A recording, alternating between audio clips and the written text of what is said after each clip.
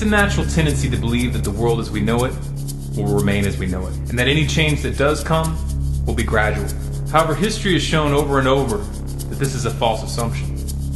This tendency, often referred to as the normalcy bias, prevents people from seeing and understanding the immense forces of causality which build up as a society approaches a cataclysmic change. The U.S. economy is headed for a collapse. In this video, I'm going to demonstrate why this collapse is inevitable, and I'm going to show you evidence that the U.S. government is actively preparing for this event right now. The U.S. national debt is currently at about $16.7 trillion, and it's been growing by an average of $3.87 billion a day.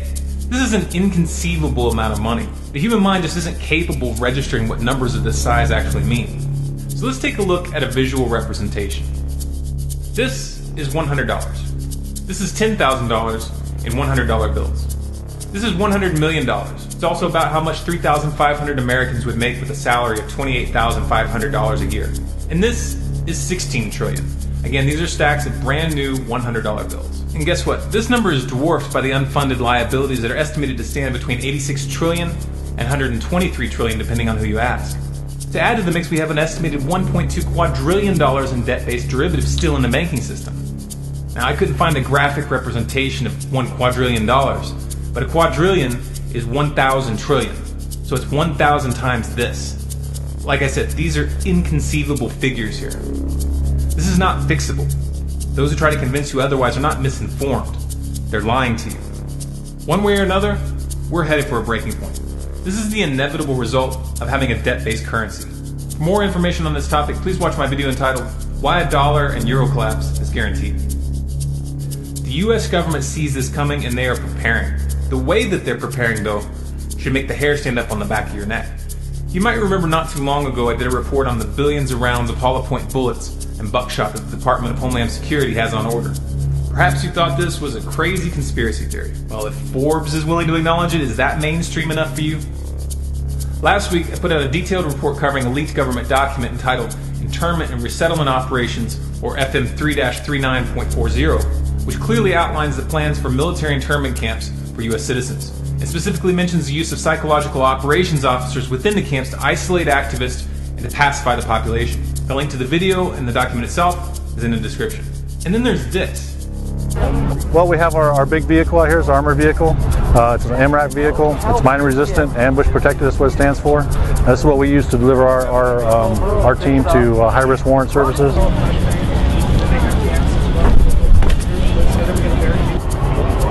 This is the only entry in the vehicle here, so all the operators, we've modified our particular vehicle to have the skids on the sides so that we can have operators on the side and just get off the vehicle from the sides. It makes for a very fast deployment. That's what we're trying to do. If there's an issue while we're out serving a warrant service or something like that, we can shelter in place with this and then go into surround and call out operations inside of here. We can generally get about 10 or 11 operators in here. Very tight, but we can do it. So we get them in there. We have a same on this side. We have a skid on this side as well. We can put four or five operators on here with a shield, and they deploy off this side. The team commander, which is myself, I'll stand in the MRAP and provide overwatch for the team while they're making entry into the house. This glass right here is multiple layers of glass. It's about, I would say, about that thick. It's got multiple layers in there, and it will stop up to a 50 caliber round. The window will. So it provides very good protection for us. We have gun ports in here, so we can actually shoot from within the vehicle. You may think it's pretty loud, but actually it's not too bad. But we do have gun ports there and in the back, and there are two on the side as well. Our team is stationed in El Paso. That's where we're from. We have a team right now, about 17 certified members, and a couple green team guys that are trying to get on the team. And we cover the entire New Mexico state and West Texas, all the way out from El Paso to Midland. And that's our area of operations. Now, we are a national team, so we can be called to go anywhere in the United States and assist other teams with whatever they have pending. It should be obvious that this isn't law enforcement. These are preparations for war.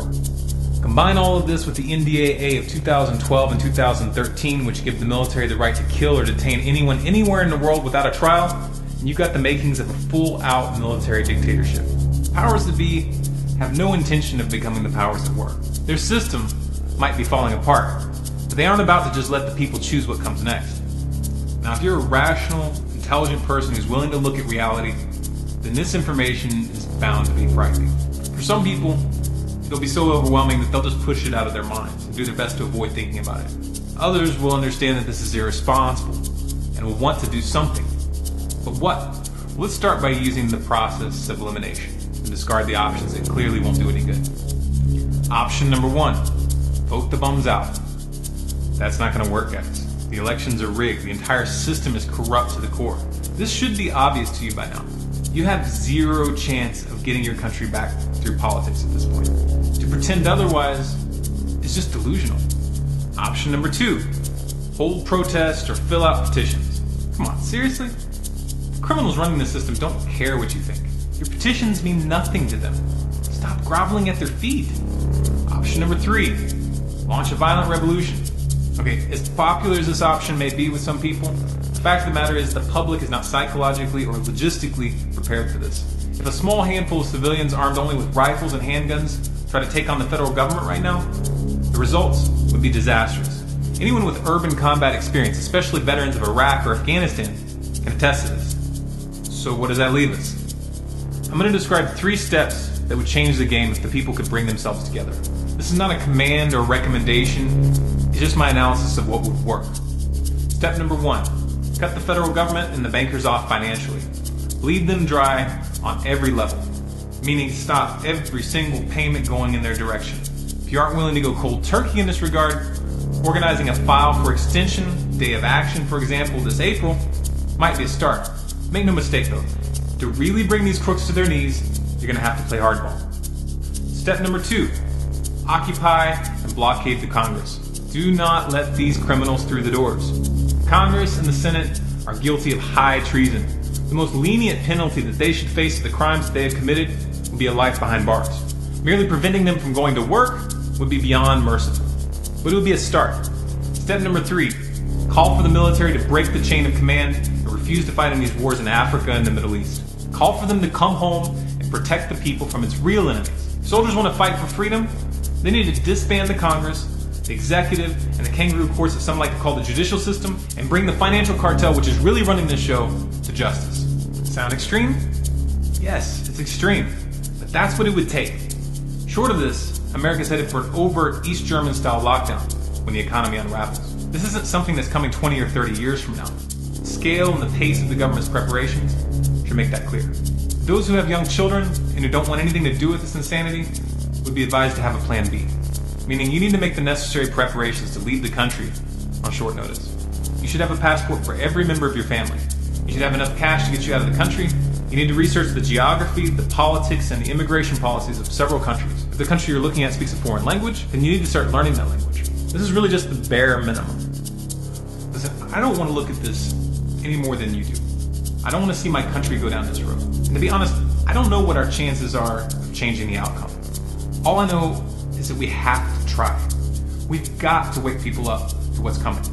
If we're going to win, it's only going to be possible if we reach critical mass. If you feel this message needs to get to the public, then please share this video by every means possible.